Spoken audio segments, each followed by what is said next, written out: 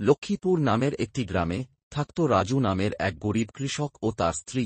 হে প্রতিবারই অনেক কষ্ট করে এবং অনেক খাটনি খাটিয়ে জমিতে ফসল ফলায়, কিন্তু প্রতিবারের মতো এবারও তার জমির ফসল নষ্ট হতে শুরু করে, কারণ তার জমির পাশে কোনো কুয়া ছিল না, যার ফলে জলের অভাবে তার ফসলগুলো নষ্ট হয়ে যাচ্ছিল। তখনই তার স্ত্রী তাকে বলে যে, যাও পাশের জমির মালিক রাহুলের কুয়ো থেকে একটু জল চেয়ে দেখো, যদি দেয় তাহলে আমাদের ফসলগুলো আর নষ্ট হবে না। কিন্তু সে বলে, আরে না, ও আমাকে জল দেবে না। এরপরও কৃষকের স্ত্রীর অনেক কথা শোনার পর সে যায় রাহুলের কাছে জল চাইতে, কিন্তু তাকে দেখে রাহুল বলে, আরে না, আমি তোমাকে কেমনে জল দিতে পারি, আমি আমার নিজের জমিতেই তো দিনে দুবেলা জল দিতে হয়, না হলে আমার জমির ফসল নষ্ট হয়ে যাবে তো। এবং তাকে আরও অনেক কথা শুনিয়ে সেখান থেকে সরিয়ে দেয় এবং সে উদাস মনে চলে আসে। তখনই কৃষকের স্ত্রী বলে, আরে আমাদের জমিতে যদি আমরা একটি কুয়া তৈরি করে নিতে পারি তাহলে তো আরও ভালো হয়, আর কারো কাছে জলের জন্য হাত পাততে হবে না।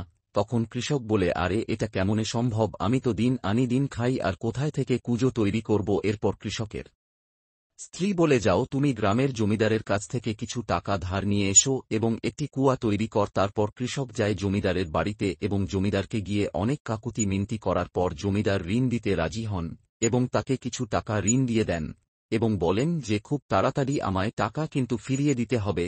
এবং সে ওই জমিদারের ঋণ দেওয়া টাকাগুলো নিয়ে আসে এবং 2-3 দিনের অনেক কঠোর পরিশ্রমের পর শ্রমিক দিয়ে একটি কুয়া তৈরি করে এবং কুয়েতের জল ও চলে আসে, আর সে খুব খুশি হয়। তারপর কৃষক নিজের ঘরে চলে যায় এবং ভাবতে থাকে কাল সকালে উঠেই জমিতে জল দিবে। কিন্তু পরের দিন সকালে যখন কৃষক ও কৃষকের স্ত্রী জমিতে যায়, গিয়ে দেখে ওদের জমিতে যেখানে কুজো তৈরি করা হয়েছিল সেখানে আর সেই কুয়াটি নেই, সেটি উধাও হয়ে গিয়েছে। তাদেরকে জমিদার পুরো হতভম্ব হয়ে পড়ে এবং চিৎকার করে কান্না করতে শুরু করে, এটাকে করলো, এটাকে করলো। তারপর সে যায় রাজার কাছে এবং রাজ দরবারে গিয়ে রাজাকে যখন এই ঘটনা শোনায় যে ওর কোটি চুরি হয়ে গিয়েছে, তা শুনে সবাই হাসে এবং ওর মজা উড়ায় তাদেরকে। সে খুবই দুঃখিত হয় এবং রাজা সেটা বুঝতে পেরে তিনি বলেন, আমি কিভাবে মানতে পারি যে তুমি সঠিক কি কুয়া তৈরি করেছিলে, তোমার কাছে কি প্রমাণ আছে? তারপর কৃষক বলে যে ও জমিদারের কাছ থেকে যে ঋণ নিয়েছিল তা প্রমাণ আছে। এরপর কৃষক জমিদারকে রাজদরবারে নিয়ে আসতে বলেন এবং জমিদার এসে সত্যি কথা বলেন যে কৃষক জমিদারের কাছ থেকে ঋণ নিয়েছিল বলে। এরপর রাজা বলেন, আচ্ছা ঠিক আছে,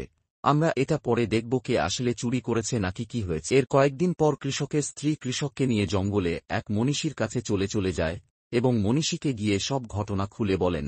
এইসব শোনার পর মনীষী পুরো অবাক হয়ে যান এবং তিনি বলেন যে এটা ওর আগের জন্মের করা পাপের অভিশাপ, এবং তিনি তাকে বলেন যে ও আগের জন্মে একেবারে অনেক ধনী ছিল এবং যখন ওই গ্রামে খোঁড়া এসেছিল এবং জলের সংকট দেখা দিয়েছিল তখন ও এত নিষ্ঠুর হয়েছিল যে গ্রামের সবাই তার কাছে আছে এবং হাত পাতে, কিন্তু ও কাউকে জল দেয়নি।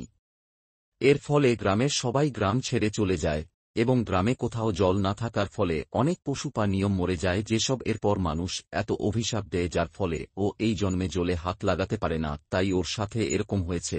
এইসব শুনে কৃষক নিজের ভুলটা বুঝতে পারে এবং সে মনীষীকে বলে, এখন আমার কি করণীয়, আমি আগের জন্মে তো ভুল করে ফেলেছি, এখন আমি কি করলে এটাকে মুক্তি পাব, আমাকে বাঁচান। তারপর মনীষী বলেন, তুমি একজন নিষ্পাপ ও সৎ রাজাকে দিয়ে যদি কুয়ার মাঠে স্পর্শ করান তাহলেই সবকিছু ঠিক হয়ে যাবে এবং জল পুনরায় ফিরে আসবে। তারপর কৃষক মনীষীকে নিয়ে আসেন এবং মনীষীর অনুরোধের ফলে রাজা কৃষকের জমিতে আসেন এবং রাজার স্পর্শে কুয়েতের জল চলে আসে। তাদেরকে কৃষক অনেক খুশি হয় এবং তার ফসল ভালো হয় এবং সে মনীষীকে অনেক ধন্যবাদ জানাই এবং তার জীবন খুশি খুশি চলতে থাকে। ও বন্ধুরা, আজকের ভিডিওটি এখানে শেষ করছি, একটি লাইক এবং সাবস্ক্রাইব করে দেবেন।